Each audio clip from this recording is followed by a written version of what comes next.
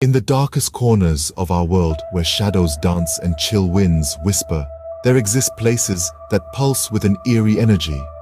These are locations renowned not for their scenic beauty or architectural marvels, but for the spectral inhabitants that are said to haunt them.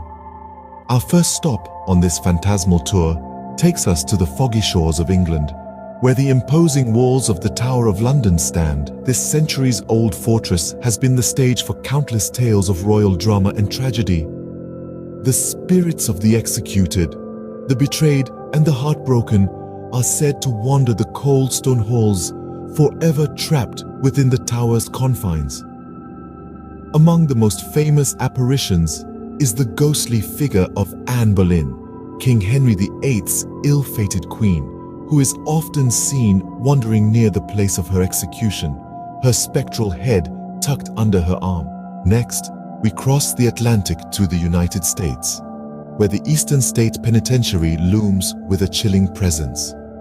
Once a prison housing some of the most notorious criminals, it now stands as a decaying monument to punishment and despair.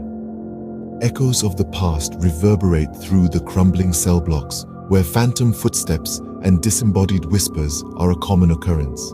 A sense of dread hangs heavy in the air, a silent testament to the suffering that once thrived within these walls. From there, we journey to Italy, where the deserted Poveglia Island lies in the Venetian lagoon. This island, once a quarantine station for plague victims, is steeped in death and sorrow. The spirits of the countless lives lost here are said to haunt the island, their mournful cries echoing through the abandoned buildings and silent fields. The air here is heavy with a palpable sense of loss and despair, a chilling reminder of the island's dark past. Our next destination lies in Japan, where the Aokigahara Forest, also known as the Sea of Trees, stretches out in a dense, silent expanse.